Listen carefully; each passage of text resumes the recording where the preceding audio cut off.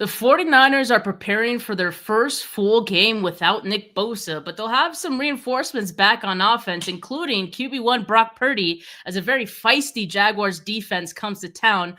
We'll discuss the injuries with Dezi, and KP and I will break down all the key matchups on today's 49K Pod.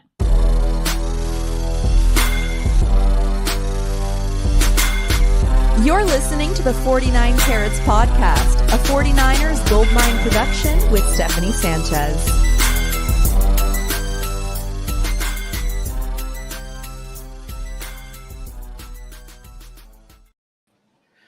What's going on, everyone? Welcome to another edition of the 49 Carats Podcast. I'm your host, Steph. It is Friday, September 26th, and we got another faithful forecast show for you guys today. Going to be talking about all the key matchups and, of course, some injury updates. We got Dezi out here. Dezi, welcome, and thank you for joining us from Vegas. Yes, thank you for having me. Always love to be a part of this show. You guys do such great work for all the faithful, so we appreciate you. Appreciate you. And, we got some injury updates as we always do with this team. First, we'll just start off listing who's in and who's out. So for out, we got Jordan Watkins with the calf injury. CJ West is not going to be in this game dealing with the broken thumb. He had surgery on it earlier this week. And for the questionables, we got cornerback Renardo Green with the neck injury, Mac Jones with a knee injury, Connor Colby with the groin injury, although he did play through that last week, so I figure he'll be okay.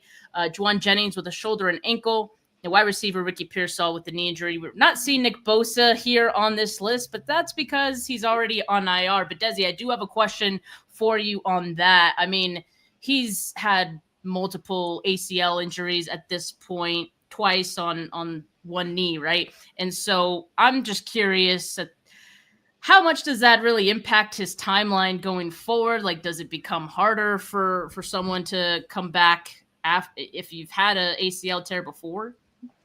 When you're talking about re-tears, the thing is it becomes less predictable for the outcome side. So the statistics show that there's about a 3% chance of re-tears within the first 2.5 years of your first repair.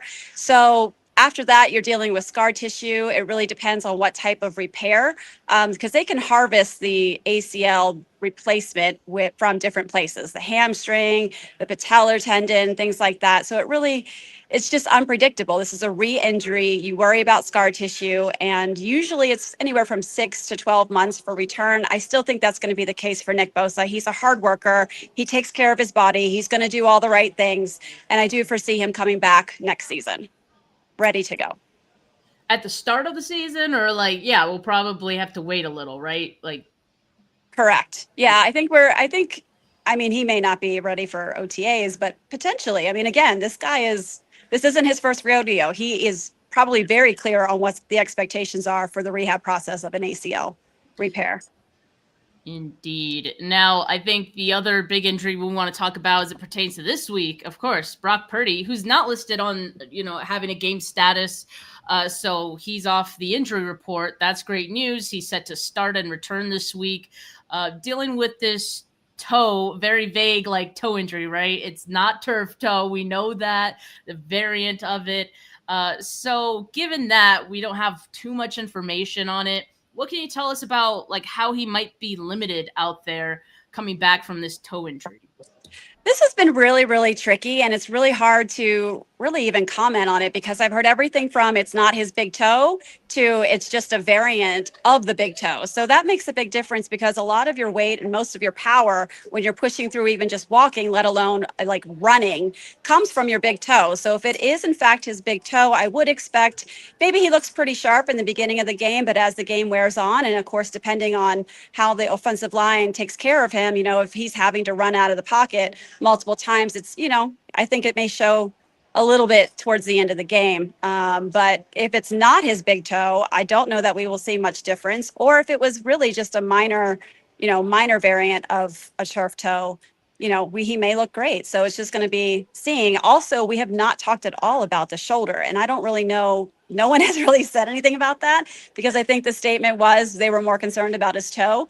Yeah. But, you can never just take everything at face value with the 49ers. Were they making it more of a big deal on the toe to avoid talking about the shoulder?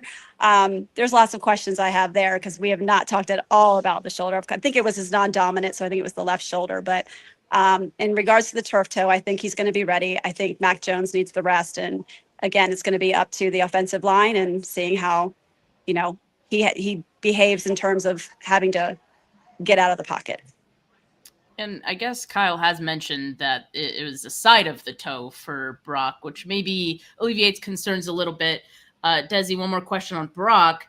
Should there be any concerns on reactivating this injury? I mean, you say as he plays a full game, you might start to see maybe some discomfort. Maybe he feels some of that. I don't know. But is there any risk of that? There's always a risk, right? And, whenever you have one injury, trying to protect it can also lead to the injury of something else. So I think that's just a general statement that's safe to say.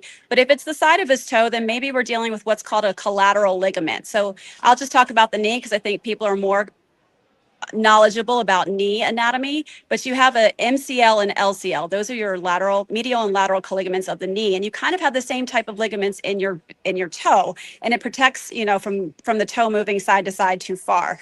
So if it's that variant, then I don't know that we'll see much difference in the power. It's going to be the cutting movements, the side to side, because that's where you put a little bit more pressure on those collateral ligaments. Gotcha. And then the only other question I had is on Jauan Jennings because, today, Friday, was the first time this week and really the last 2 weeks that he practiced. And there was videos circulating of him practicing. Grant Cohn posted this one in which I don't know if I felt like he looked totally comfortable running full speed, but I'm not a doctor, right? So I sent you this video earlier. Did you get a chance to, watch it? And how did you kind of feel, Jauan Jennings looks here? I did look at it. I feel like his movement was more like he's testing it out. So it's not like he's really doing this as like, okay, I feel good. I'm going to play, I'm just going to go, catch the ball or, run a route real quick. This looks like right there, that hard step. That's not how you hard step, but he's overdoing it. I think he's a little bit over exaggerating to test the ankle and to see how he feels. So I think this is not really telling to me. I don't know really what to get from this because it's going to be whatever he reports back from doing those movements, I think is going to be the key. But my gut says, he's a little banged up. I don't think he looked great in the game. You could kind of see how he was struggling a little bit. He had that deep pass that he caught at the end of the game. That was clutch. And I think he turned on the Jets for that. And I mean, kind of like what we were talking about Brock Purdy last week, where we were like, he could play, but maybe we rest him. And I think that's kind of where they may be just in terms of thinking about whether they do put him out there on the field. Great point. They have Demarcus Robinson coming back this week too, so that might help. KP, any questions for Dezi before we let her go have fun in Vegas? So he wasn't in uniform today, according to some of the media members, but what do we make of Renardo Green having a neck injury? It's pretty vague, obviously. What do you do with that when a player – and I ask you that knowing how important he is and knowing that there's a Thursday night game on deck too. Yeah, it's so neck injuries, there's a lot of anatomy and a lot of things that can be done. So it definitely need more details because it could be as simple as a stinger all the way up to, a strain of the neck, which could inhibit mobility of the neck. And then, of course, you worry about disc injury and things like that. So this one's that's really tricky. We probably will want to keep an eye on it and see if we can get more details. Yep, definitely something to monitor. And if he doesn't play, we're going to have Darrell Luter out there. So could definitely have some implications for this game. But Dezi, thank you so much for bestowing your knowledge and insight with us today. Always a pleasure. Now go out there and have some fun, all right? All right, guys. Thank you. I'll have a drink for both of you. Thank you. Go Niners. Go Niners. Love it. All right. So, yeah, aside from that, I mean, I think very positive that Purdy's going to be back for this game. On the Jaguars side, not a lot of injuries there. They got an offensive lineman, Wyatt Millam, who's out with a knee injury. Aside from that, De'Ami Brown is questionable with a shoulder injury, as well as linebacker Yasir Abdullah with a hamstring. So let's get into it, KP. Let's look at this Jags defense first, because I think we've heard plenty about this defense within the last week. I called them feisty in the cold open because I think that's a good word to describe them. They've been extremely productive through the first few weeks of the season. We're definitely going to talk about that. You got the newcomer Travis Hunter, playing both sides of the ball.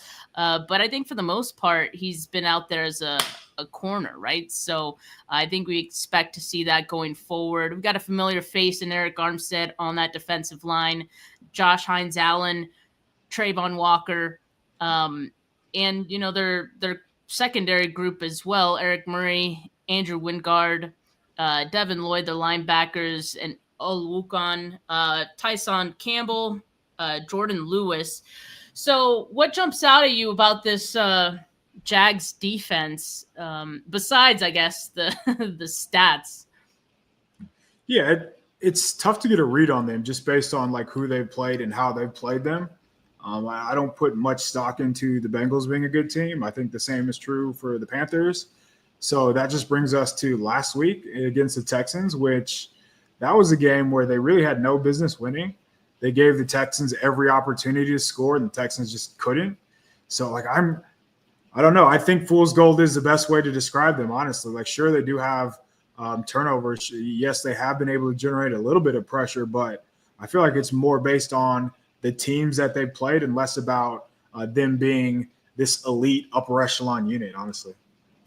Yeah, I think that's why I did put them as like a cautious matchup for the 49ers, because, for a defense that's been productive, you do still have to have some ball skills in order to get the turnovers. 49ers, great defense, through the first few weeks of the season, no interceptions, so it really just depends. But I think it is fair to ask the question, like, should they be on fraud alert? How much of these stats have to do with the fact that they faced Bryce Young, Burrow, and Jake Browning and CJ Stroud, in the first few weeks.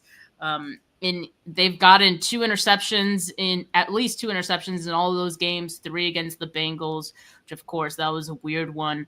And 2 forced fumbles on the season as well. So, it at least so far, it feels like they have a knack for, getting the ball. So that's just something that I think the 49ers, Brock Purdy in particular, should be cautious of, just because this is his first game back.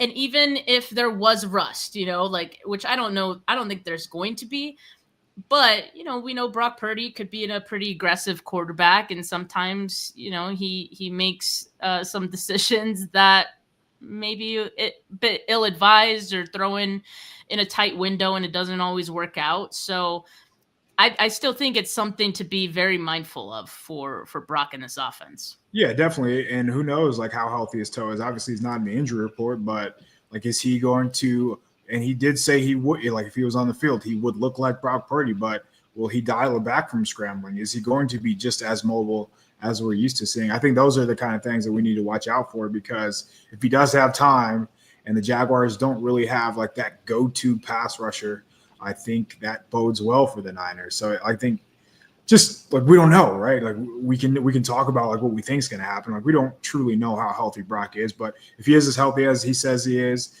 and if he, knowing that he's not on the injury report, I would imagine he still is as aggressive as possible. Which means I got caught the end of that Jaguars Bengals game. They actually got worse when Joe Burrow went out. Like Jake Browning threw it all over them. That secondary is liable to give up big plays. Their cornerback, actually, Tyson Campbell, is one of the league leaders in giving up explosive plays. So I think he's going to be a target for sure. They're like, we didn't game plan for this guy. Yeah. So just something to keep in mind as well. They've allowed the 4th fewest yards per pass attempt at 5.7 and the lowest passer rating to opposing quarterbacks, 65.5. It's of course an average. But yeah, I do think this is the best offense that the Jaguars will have faced in the first few weeks of the season. Now, doing some digging on NFL Pro's website, they're giving the Jaguars defense an advantage just based on some of the things that the 49ers rank in right now. So passing versus play action. A lot of these actually have to do with rushing. So that's been a big thing that hasn't been present for the 49ers is a run game, right? Like rushing under center, they rank number 30, the 49ers do. Designed runs, 27, overall rushing efficiency, 28. I mean, it's at some point, that's going to have to change. And if it doesn't, this is going to catch up to them. But do you feel like this week it could be the week that we finally see some production on the ground for the 49ers? Yeah, it is tough to say. You would think so. Just with, Christian McCaffrey being able to play with Brock Purdy again. Seattle was the last time we saw them. And I mean, that was a tough front. They do have Eric Armstead though, and that is a very good run defender. And like Kyle Shanahan understands that I'm not going to, try to fit a round hole into a square peg, that saying. So I really don't like. The more that I think about it, the more I think it's going to be one of those games where I don't want to say it's on Brock to win, but they're going to have success through the air just based on the matchups and based on the tendencies. So if anything, McCaffrey might go off through the air with one of those 8 receptions for 80 yards kind of deals. Yes, we'll definitely talk about some matchups that we feel good about. I do think there's some on the offensive side, so glad you bring that up. Let's look at the Jags offense really quick. So, hey, we got Travis Hunter again on the offensive side. He's working primarily as a slot corner. Then you got Brian Thomas Jr., also a talented wide receiver, but just doesn't seem to have a lot of chemistry with Trevor Lawrence. BTJ's best games came with Mac Jones at quarterback last year. So make of that what you will. Then they also have De'Ami Brown, who probably has been the most consistent of their wide receivers so far this season. And then Brenton Strange is actually starting to come along a bit as well. Their tight end. Travis Etienne is having a bit of a resurgence. Of course, is also Bashal Tutin. And on their offensive line, Walker Little, Ezra Cleveland, Robert Hainsey, Patrick McCarry, and Anton Harrison. But this offense, I think it's kind of discombobulated a bit, but we've seen this before from the Jags. And at some point you have to think, is it the Jags? Is it Trevor Lawrence? I don't know what it is, but I do know that there's going to be some opportunity here for the 49ers to capitalize. Yeah, 100%. I was watching their offense earlier. So it will be a big deal if they are able to get De'Ami Brown back because he's a downfield threat. And they go from De'Ami Brown to Parker Washington, who just isn't a guy who can beat you down the field. So that shrinks their offense. Still, it is really bizarre watching Brian Thomas look the way that he has. There's times where he just looks terrified to catch the ball over the middle, where he just can't catch the ball, period. There's also times where Trevor Lawrence just flat out misses guys down the field where they're open and he just can't get the ball there. I don't know. It's tough to get that's why I say it's tough to get a read on this team just because the talent is obviously they took Brian Thomas in the first round for a reason. Trevor Lawrence, number 1 overall pick in a draft that we don't have to talk about for a reason. But still, Trevor Lawrence hasn't been good. We don't have to pretend that he's been good either. And we're seeing it over the course of these games where how is he missing that? That's a quarterback or that's a throw any quarterback should make. I also think the 49ers, despite losing their best player, still have the edge up front. Walker Little, a guy that I'm sure 49ers fans are very familiar with now after losing Nick Bosa, Trey Hendrickson, he went to work on Walker Little. So I think Bryce Huff will have a very good opportunity in this game to, have a somewhat coming out party. I know on this side of the country, he's been well known just because 2 people talk about the 49ers, but I don't think people understand how productive Bryce Huff has been as a pass rusher. So I think this is going to be a really good showing for him. Yeah, I agree. And we have a question in the chat of how good is the Jags offensive line? And I think so far the stats seem to indicate that they're pretty good as a whole. But as you mentioned, their tackles could be had, right? And I've seen that in other statistics as well. Just wanted to pull this up really quick. A couple, of course, it's not going to Of course, it's not going to show my slides. 1 second. I got these. I got this. So, the composite ratings for offensive lines. I don't know if you guys can see that, but I'm trying to zoom in here. So they have the Jaguars offense ranked 5th in composite rating. And again, this is looking at scoring from PFF, Sports Info Solutions, and ESPN. So throughout all of those, they score fairly well. On the other hand, the 49ers are ranked 10th. So again, make of that what you will. But so far, it looks like the Jags offensive line has been, pretty good. I think their interior is pretty strong. I think the tackles are where they are weaker. Also the running backs. So we talked about this against the Saints game. They have ETN in pass pro, Tootin in pass pro, their rookie.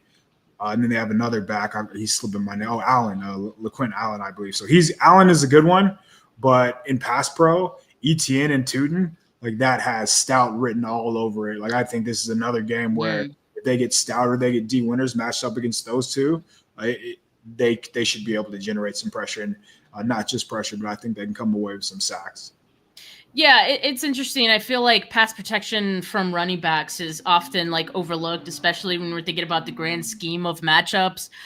But in that week 2 game, you called out, Kamara might just be a guy who's uninterested in pass protecting. Doesn't want to try. We saw it in that game. So it could very well have an impact here as these guys are smaller too. I think it's worth noting that they are undersized. So getting a bigger guy like not Stout, but Winters, who just is a game wrecker as a blitzer, that should be a very favorable matchup for the Niners. And Stout's not a bigger guy, but I mean, he builds up so much speed. I think he has an advantage every time he rushes the passer.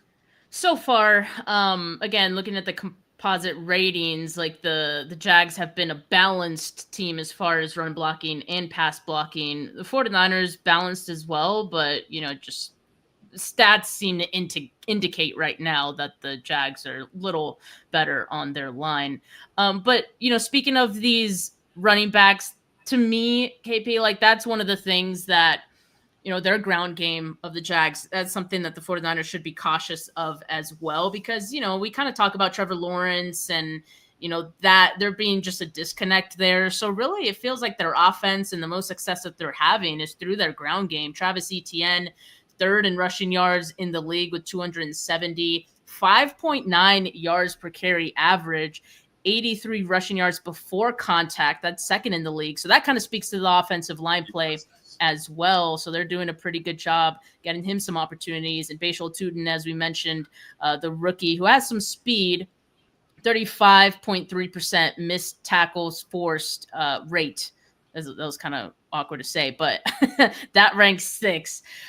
So, they're pretty good. And as a unit, as a whole, Jags ground game is averaging 5.1 yards per carry. Again, ETN probably doing the heavy lifting on that one, but their offensive line in general is number 2 in yards before contact on the ground. So that is an area. But again, we're talking about the Panthers front. We're talking about the Bengals front. We're talking about yes, Will Anderson, but the Texans are not the same Texans that they have been in the past 2 seasons. So now they go against a team who is 2nd in stuff percentage in the NFL. So that just means, being able to make tackles at the line or behind the line of scrimmage against the run. So the difference of having Jordan Elliott, Kalia Davis, Alfred Collins, as opposed to some of the defensive lines they've seen, I think will be pretty drastic, honestly.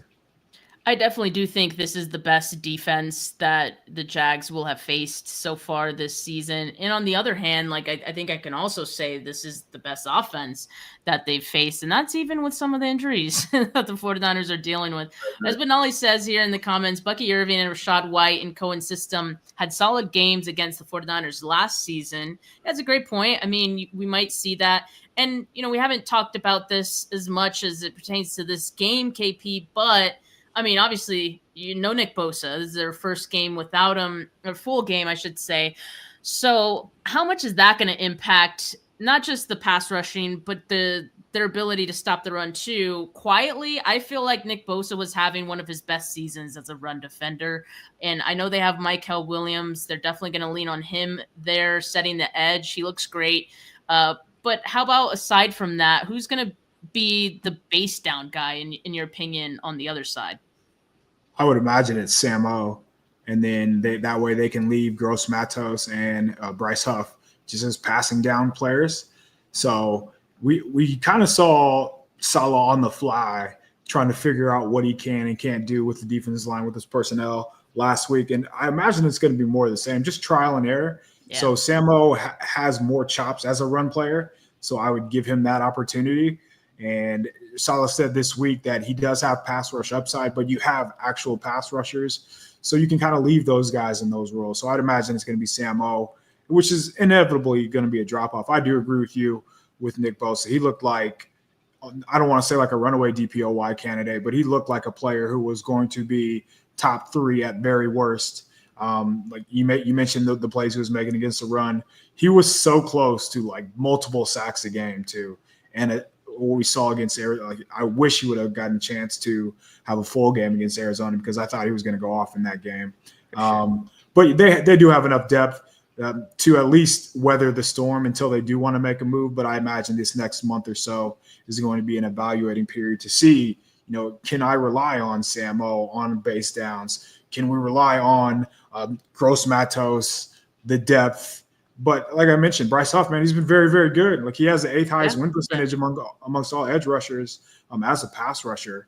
And speed is not something that you really can simulate, you can practice against. So I don't think that's going to change anytime soon. I do think it's important, though, that they are able to keep those guys fresh, which is why I think they don't try to put more on Huff's plate, and we just see more of Samo on early downs. That was the next thing I was going to ask you. Like, how comfortable do you feel about Huff getting base down work? I just don't. He could probably do it. I did see a pretty good run stop from him the past week, but I think you just want to keep him fresh and keep him doing what he's best at. So kind of answer my question there, but yeah, I agree. Maybe I think it's going to be trial maybe more if he was playing 2-3 possessions of early downs, maybe now it's 3-4. So maybe like another possession or two, but they're not going to go from playing him 10 snaps a game to 40 snaps a game against her. That's just not wise, right? You're not going to put something on him where he's not used to doing. Yeah. Indeed. So yeah, we'll see how it plays out. And I agree. It is going to be trial by error. So again, the first full game without Bosa, I think it's not going to be anything definitive. I'm not going to panic, for example, if I don't see this defensive line looking like it did the previous weeks. I just think that's par for the course. I think they'll figure it out as the season goes on. Now, looking at the run defense rankings, you see Jacksonville, their defense is pretty high up here, 7th. 49ers not too far back, so at 11. So they're not doing too bad themselves as far as rushing DVOA that they're allowing so far, negative 25.5. So even if like you see a slight drop off without Nick Bosa here for the run defense, I still think that they could stop, the Jags ground game if that's what, they focus on, which I think that will be one of their focuses this week. Yeah, and the question about Bucky Irving last year, which was a fair question because he and Etienne are somewhat similar backs when they're just kind of jittery speed guys. I do think it's very important to point out that the linebacker play this year and last year is completely different, and so is the defensive tackles. So last year on the field, the D tackles were Malik Collins and Javon Hargrave. Obviously, Javon Hargrave wasn't there, but they're playing like backups and without him. So it was Clea Davis before he looked like this version of Clea Davis. So I think just the upgrade along the defensive line will go a long way. But furthermore, like last year, Devondre Campbell had multiple missed tackles in that game. He had plays where he just doesn't move. There's the difference between him and D Winters is night and day. So ideally, Winters continues to play the way he is. And if you can stop like the inside run, the inside push that the Jaguars want to get, then anything to the edges is a track meet. And that's where the 49ers team speed really comes into play. And that's why I think they're so content playing these rookies like Siegel and Stout because they're so fast and they play almost faster than they actually timed, I would say. So the defense is in a good spot. I know it feels like doom and gloom with Bosa out, which is fair because he's that damn good of a player. but they're very well coached. They are sound and they are fast. Like, there are a lot of things working in their favor still, not to mention the schedule. Well, let me ask you this, because I was reminded of this as you were talking there. Do you feel like the 49ers secondary is going to see a little more targets going forward? Because I think they're definitely going to be tested. Like, if not the defensive line, it's going to be the secondary that's maybe going to see a bit of a downfall. Not a downfall, but just like a slight. 100%. They're going to have to cover for longer just because Bosa's not on the field. It's going to force Saleh to get more creative, and he's going to, by doing so, that he's probably going to have to blitz more, try to figure out how to generate a pass rush, and that just puts more on your corners' plates. And by doing that, you're probably going to leave them in isolated situations, which is tough to hold up in one-on-one coverages. So far, he's done a really good job of not doing that with anybody besides Renardo Green. I'm not sure how that's going to work moving forward, but I do think that's a fair point. I actually am expecting that. I think, if anything, over the next month or so, the secondary is more susceptible because there are two rookies. There's a cornerback in Diablo Lenore playing a position for the first time, honestly. Like, he's never really played on the outside on a full-time rate. He's always been the nickel. And Renardo Green's in his second year, so, like, there's bound to be mistakes. Yeah, and, it was one thing you posted on Twitter that after the game this past week that actually made me think that, or realize that, because you saw Kyler's time to throw go up by like half a second, and the pressure rates went down. So yes, I do expect that there will be some regression for the secondary this week. They were already getting targeted quite a bit with just the youth that they have there. And I expect that they'll learn on the fly as well and get better as the season progresses. But in the meantime, they're definitely going to be tested. And there's going to be some plays where, they don't pass the test, right? So, but I think this week, maybe somewhat manageable, which brings me to the favorable matchups for the 49ers. So Trevor Lawrence, I think, like as we were kind of talking about earlier, just there's some woes there, like, and there's a lot of issues that have kind of followed him really for his entire career. Now a new offensive coordinator in Liam Cohen, and you're still seeing some of the same things, which I don't think a lot of us were expecting. But he has 4 touchdowns, 4 interceptions on the season, 55.8 completion percentage, 12.5% turnover worthy throw rate. That's in the bottom 5. He's bottom 10 in catchable throw rate on balls thrown 10 or more yards, 57.2 passer rating when targeting his first read. That is worst in the league. And he does look at his first or throw to his first read pretty often. So I feel like that's actually a kind of notable stat. I'm assuming the 49ers will have seen this in their film study. At the very least, Fred's got to catch on to this, and we probably see him or someone else make a play on the ball. Yeah, I think all of those are notable because he's also the second least pressured quarterback. So he's making bad decisions and he's being inaccurate when he's not under duress. So you would think if you're able to create a little bit of chaos, that would get even that much worse. So yeah, it is kind of interesting just to see him play, because he came in with such a high ceiling, right? Everybody thought he was going to be the man. Everybody thought he was going to be the next great in the NFL, and he hasn't taken that step. And they've invested. It's not like they haven't invested in receivers around him. They always seem on the same page. He has a couple of head scratchers a game. He's thrown some pretty poor interceptions this year, at the worst possible times too, like in the red zone, off his back foot, fading away. Like, what are you doing, man? That's what a backup in the preseason should do. But I do think, like, if the 49ers are going to get over on the Jaguars this week, it'll be because Saleh is able to just cloud the picture, make him into thinking, hey, we're running something. And after the snap, it turns out to be something completely different. And that's how the 49ers create a turnover. So a very good interception. I think they're going to be in pretty good hands. What do you make of this whole like sign stealing thing that Robert Saleh was talking about? I do feel like it's way overblown. It's a nothing burger. I think the word stealing is kind of what sounded off alarms in people's. Yeah, I don't know if that was intentional for him to kind of create that, but yeah, what do you feel about that? I mean, obviously, we know what he means. Like, he just looks for tells in the opposing defense to then try to figure out what to run off of that. And I'm sure as the game goes on, he just gets more and more information. So how do you feel like that potentially impacts this game? Do you feel it doesn't at all? Because, hey, if Salah's mentioning it, maybe he's just saying, I see you. I know what your game is. Right. And, you can't get to me. That's honestly all I took from it. Like, hey, I know you're watching me. I don't care. We're still going to do our stuff. You're good at it.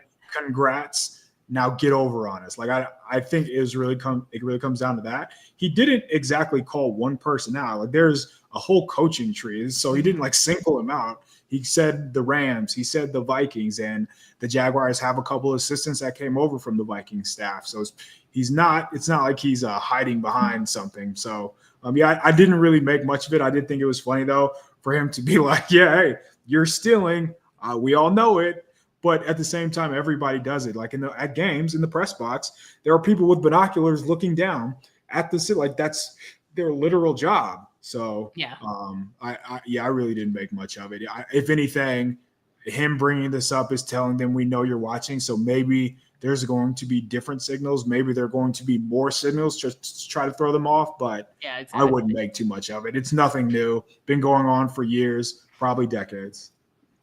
Yep. But yeah, just crazy how that kind of just spun out into a whole thing this week. But it's a nothing burger in my opinion. All right, let's get to another favorable matchup and still on this Jags offense, right? But not specifically to Trevor Lawrence. I think the offense as a whole has just been very sloppy. I mean, we already talked a little bit about the drops.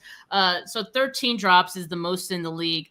And for some reason, Trevor Lawrence throughout his career has always had wide receivers that just can't catch the ball. And it's the most bizarre thing because, again, Brian Thomas Jr. had a pretty good season last year when Mac was the quarterback. So I don't know. I'm is this a Trevor Lawrence stat at this point? I don't know, but it feels like it, right? Brian Thomas Jr. has the same number of catches as drops, 7 this season. That is wild. Yes, absolutely wild. So that could be a factor in this game if some of these things continue. And as far as penalties go, they're one of the most penalized teams in the NFL. Definitely bottom 5, but as far as offensive penalties, they're tied for most with 15. As far as how many interceptions he's thrown, Trevor Lawrence, we already talked about it, 4. That's tied for second most in the league. These are not things you want to be leading in. And so if the 49ers defense is going to create opportunities for the offense, just like they have in the previous few weeks, it's going to be because of some of these things and being able to capitalize on them. So I'm not going to say that they're getting bailed out, but the opportunities will kind of create themselves with this Jags offense. At least that's kind of what I'm expecting. Yeah, so they have had at least 5 penalties on offense in each game. So they had 7 week 1, they had 5 and 5 in the next 2 weeks. And they're pretty much spread out between several players, honestly. Multiple offensive linemen, pre-snap penalties, holding penalties, wide receivers jumping, wide receivers holding. That just tells me, I don't want to say they're not well coached, but either they're not prepared, they're not well coached, or they're how else do you chalk it up, right? So if you're consistently making these many mistakes, and I know it's only a 3-game sample size, and I understand it's a new coach, but nobody seems to be on the same page. So it's definitely falls back on whoever's calling plays, or maybe it's the quarterback's cadence. It's probably multiple things going on, but it's going to work in the 49ers' favor because if you watch a Jaguars game, you can pretty much expect an offensive penalty or 2 a quarter. So you're constantly playing behind the chains, and that's when you have to force the ball down the field, maybe force yourself into mistakes. The drops thing is still, I don't understand how that's possible. It defies all logic. Right. Thomas was thought of one of the best wide receivers on the 2024 NFL draft, and watching him run routes over the middle, he is full on alligator arming balls where he just has no interest in competing. It seems like it's so strange. So the thing that I'd be leery about, dogging these guys too much is they're talented. Yeah. And at some point it's going to click. And the last thing you want is for that to happen in the first game without Nick Bosa, right? So he's good. More than likely they're going to have more time to throw. And the 49ers secondary, they have had coverage busts over the last couple games. They haven't been taken advantage of yet, but eventually it's coming, right? Eventually it's going to bite you. So that's the one area where I'd be like, hey, like pump the brakes here. Yeah, I mean, look, we just saw Marvin Harrison Jr., struggle against the Niners. He's been struggling since last season, really, for the most part. And then he, against the Seahawks, he kind of finds his way a little bit after, an ugly drop earlier in that game. So it could be the same way. We don't really know if any of these things are going to turn for the Jags. You just hope that it's not going to be against your team. But the good thing is, remember how I was showing the comparison of the Jags defense, and it seemed like, according to NFL Pro, they were favored in a lot of areas. Well, could say that on the other side, it looks like the 49ers defense has the advantage over the Jags offense in a number of areas. And this is where, you see how good so far the 49ers defense has been. Number 1 in defending short passes, number 3 in defending quick passing, number 3 passing versus no blitz, number 18 in pressure rate. So that's where, I think that'll be maybe even more exaggerated without Nick Bosa in this game. And we talked about it. The Jags offensive line overall is pretty good. In passing versus no pressure, 49ers are number 5. But again, you kind of wonder how that's going to be without Bosa. But yeah, I mean, I do feel good about the 49ers defense, even without Bosa in this game, and how they could, potentially capitalize on some of the Jags' mistakes and just the fact that it hasn't been all put together yet. Yeah, and I think they have the decided advantage in the box, right? So in the front 7, I think their defensive line can still control the line. I think when you see short and quick passing game stats, that just tells you how well the linebackers are playing. Like Fred Warner and D. Winters have been very close to turnovers in each game, I would feel like. So not too worried about Britton Strange getting over on the Niners. I do think it is interesting. I'm fascinated to see how Solid continues to evolve as this pressure rate happens. But again, like at some point, Lawrence is going to come to you. I feel like that's been like they know that by now. Like he's going to make a mistake. So just limit the big plays, stay in position. I think they're going to be okay. Yeah, I think so too. And on the 49ers offense side, if we could get back to that, there's one guy that I have the utmost trust in that so far this season has been looking incredible, and even dating back to last season, that's Ricky Pearsall. And especially with the return of Brock Purdy, like it almost seems like between him and Mac, like Pearsall's quarterback proof because he was productive with both of them. So I'm expecting that he'll kind of keep it going in this game. And you kind of mentioned a little bit just some of the Jags corners and, Tyson Campbell, right? He's allowed the 6th most receiving yards of any player on downfield throws this season and is one of 9 quarterbacks who has allowed multiple downfield touchdowns. So maybe we see that, be a factor in this game. Travis Hunter as well, hasn't been the greatest cornerback, at least so far in his young career. So he's been giving up quite a few first downs, honestly. It's weird to say. Yeah, it's weird to say you should target such a high draft pick, but he doesn't look all that comfortable playing cornerback. So I honestly would look to target him. Yeah, and Pearsall, you see in several receiving statistics is in great company in the top 10 of several of these. Explosive pass plays, he's tied for 2nd. Average depth of target, he's 2nd. So it just all looks pretty good. And so I think the 49ers will continue to use Ricky Pearsall as they have been, even with potentially the return of Juwan Jennings and even with Demarcus Robinson. If anything, Demarcus Robinson makes it so maybe not as much attention goes to Ricky Pearsall. Same thing with McCaffrey that they've been using as a receiver a lot, right? Like Ricky's target share is 2nd still behind only Christian McCaffrey's, if that tells you anything. So I think it'll be a way more balanced wide receiver group this week. The more wide receivers, Juwan Jennings, Demarcus Robinson, are on the field for the 49ers, I guess I'd say the more quality pass catches they have, the better it is for Pearsall. So he's going to have fewer eyeballs on him. Teams at one point last week, Arizona is shading coverage, and now he's almost double teamed because you can do that when you don't respect the rest of the other wideouts, I should say, on the field. But you can't do that if it's Demarcus Robinson and Juwan Jennings on the field, just because that means one-on-one. And I think what Robinson has definitely shown is that he can win down the field, and Juwan Jennings obviously on third down too. So, you want those guys healthy for sure. Yeah, Dezi says Pearsall is getting a lot of targets because who else are they throwing to? I mean, yes, but also he's pretty good. Like if you're seeing him out there, he's getting targets because he's open. He get himself open. That's the impressive part. You kind of see him like he's able to create just enough separation, like right as the ball is coming his way.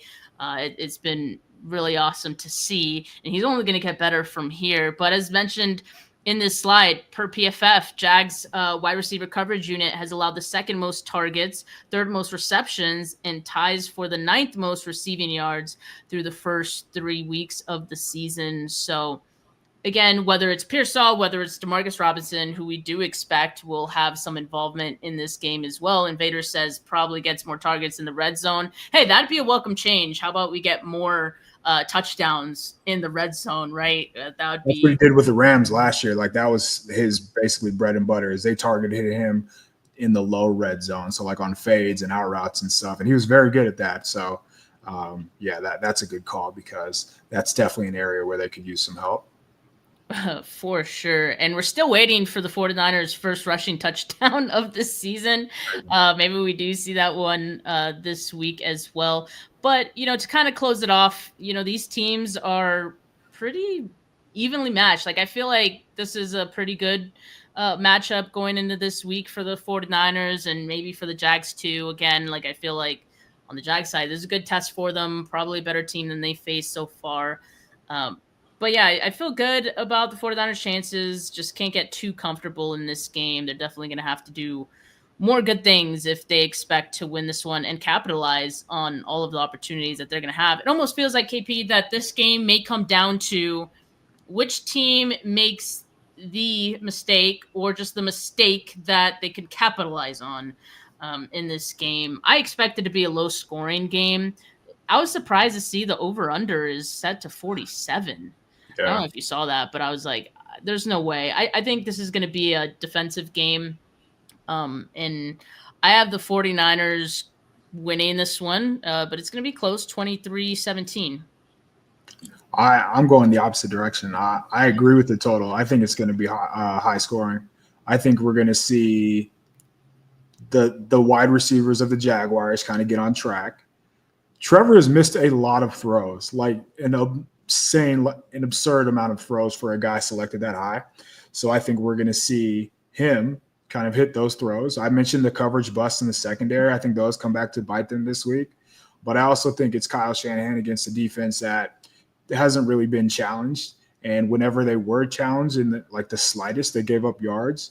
They have played 3 offenses that, really are as basic as it gets, and they were able to have some success. So I think getting Demarcus Robinson back, having Juwan Jennings in the fold, this is Brock Purdy's home debut, so that he's not going to sit on the ball with his freaking starting quarterback back in action. So having all the weapons back, not all the weapons, I understand Kittle and Ayuk are still out, but having some quality players back in the fold with Pearsall, with how he's looked, I think the passing offenses are both going to thrive. So I think the 49ers are going to win, and I think it's going to be something like 31-27, like a stupid. Oh, really? Yeah, I think both teams are going to score quite a bit in this game. Wow, you're giving the Jags a lot of credit then. Yeah. All right, yeah. I respect that. We'll see what happens come Sunday, and then after that, they got a short week, so you hope the 49ers aren't looking too far ahead either to the Rams. And I think this is the week, so it's going to be 31-27, 27-23 this game. And I think next week it's going to be a lot like week 15, where it's 1st to 17 wins. That would be very interesting. The Rams certainly can score as well, but 49ers generally have done a good job going up against them. All right. Well, thank you so much, KP. Had a lot of fun going through all these key matchups. And you guys, it seemed like you guys had fun in the live chat today. You guys kept it popping. Appreciate all of you. Make sure you like this video. Make sure you subscribe to the channel if you haven't yet. Audio listeners, leave a rating, leave a review.